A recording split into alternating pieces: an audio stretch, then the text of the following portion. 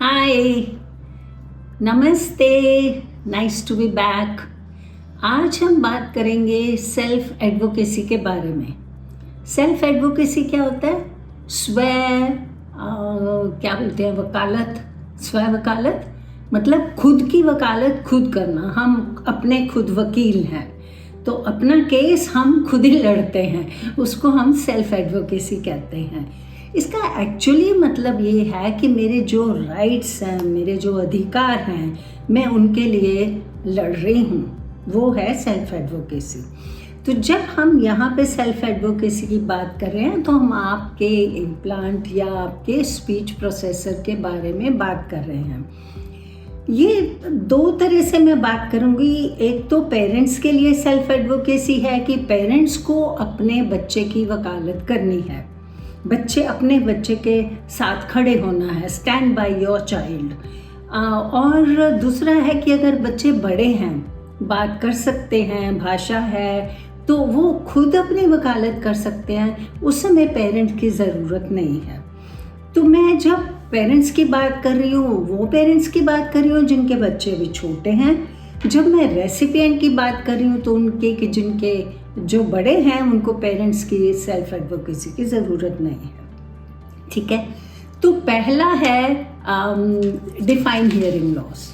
मतलब आप अपने बच्चे के हियरिंग लॉस को कैसे एक्सप्लेन करते हो, आप कैसे बताते हो अपने रिश्तेदारों को या अपने फ्रेंड्स को या स्कूल में कैसे बताते हो कि बच्चे का सुनने का कुछ अलग तरीका है दूसरे बच्चों से।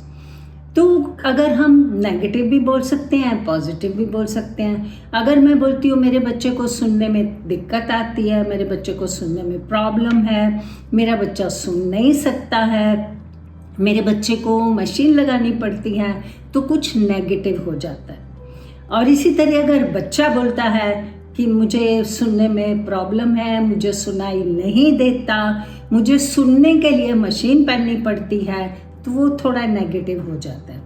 तो उसको डिफाइन करने के लिए हम पॉजिटिव कैसे कह सकते हैं? तो मैं कहूँगी कि मेरा बच्चा कुछ अलग तरीके से सुनता है, इसको ये मशीन सुनने में मदद करती है, ये मशीन पहनने से ज़्यादा अच्छा सुन सकता है। मैं ये नहीं कह रही कि वो नहीं सुन सकता और इससे सुनता है, ओके। मैं क्या कह रही हूँ कि वो मशीन पहनने से ज़्यादा अच्छा सुन सकता है। अगर वो मशीन नहीं पहनता तो बहुत शोर में उसको समझ में नहीं आता, लेकिन ये मशीन पहनने से उसको कोई प्रॉब्लम नहीं होती और दूसरे बच्चों की तरह सुन सकता है। तो डिफाइन हियरिंग लॉस में पॉजिटिव मैसेज दो।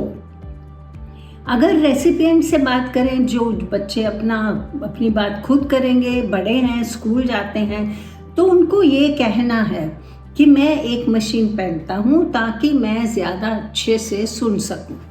मुझे सुनाई देता है, लेकिन मशीन पहनने से मुझे ज़्यादा अच्छा सुनाई देता है और क्लास में मुझे कम तक दिक्कत होती है सुनने में, तो वो पॉजिटिव हो जाता है। अभी दूसरा मतलब है डिफाइन हियरिंग लॉस के बाद डिस्क्राइब लिसनिंग डिवाइस। अभी आप कैसे दूसरे लोगों को समझाओगे कि जो इसने पहना है वो क्या है?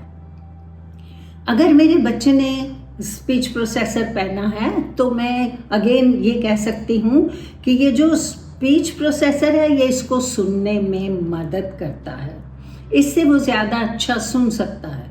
अगर आपका बच्चा स्कूल में जाता है तो हमारे पास, जैसे कुछ बच्चों ने बताया कि दूसरे बच्चे आके बोलते हैं ये क्या पहना हुआ है तुमने, ये क्या सर पे लगाया हुआ है, तो बच्चा एकदम घबरा जाता है और कुछ जवाब नहीं दे पाता।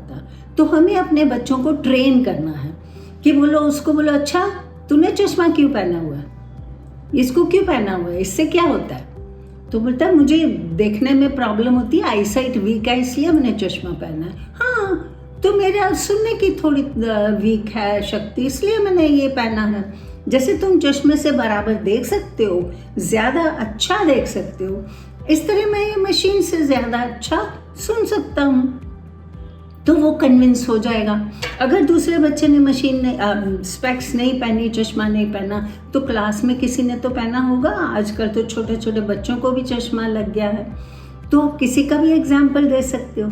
तो बच्चे को ये समझा सकते हो कि वो कैसे बात करेगा। वो बोलेगा देखो इसने चश्मा पहना हुआ है, क्योंकि इसको थोड़ा बराबर दिखता नहीं है, चश्मा पहन के अच्छा दिखता है। तो इस तरह अगर आप उनको सिखाओगे कि कैसे सिखाना है, मशीन निकाल के उनके हाथ में देने की ज़रूरत नहीं है। बच्चे बहुत मस्ती करते हैं, शैतान होते हैं, हम वो चांस नहीं ले सकते।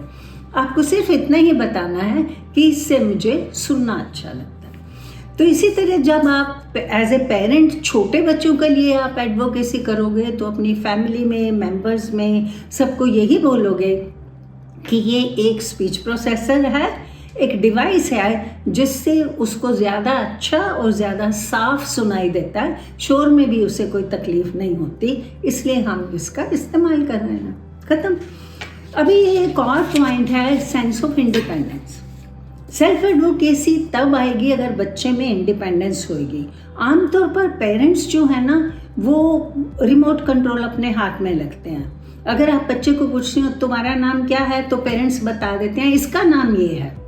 इससे क्योंकि उनको डर लगता है कि शायद मेरा बच्चा सुन नहीं पाएगा, बराबर जवाब नहीं दे पाएगा, तो वो उससे बच्चे में सेल्फ एडवोकेसी नहीं आती है, बच्चे में कॉन्फिडेंस नहीं आता है, बच्चे को अपने में कुछ कमी महसूस होती है। तो आप बच्चे को इंडिपेंडेंट बनाइए, आप उसकी तरफ से जवाब मत दीजिए। अगर वो आपकी तरफ देखता है तो अब ये क्या पूछ रहे हैं, पूछो उनसे, नहीं सुना, नहीं समझ में आया, दोबारा पूछो। तो फिर दोबारा मैं पूछूंगी आपका नाम क्या है, तो फिर बच्चे को लगेगा कि अभी तो मुझे ही जवाब देना पड़ेगा, तो वो सुनेगा और जवाब देगा।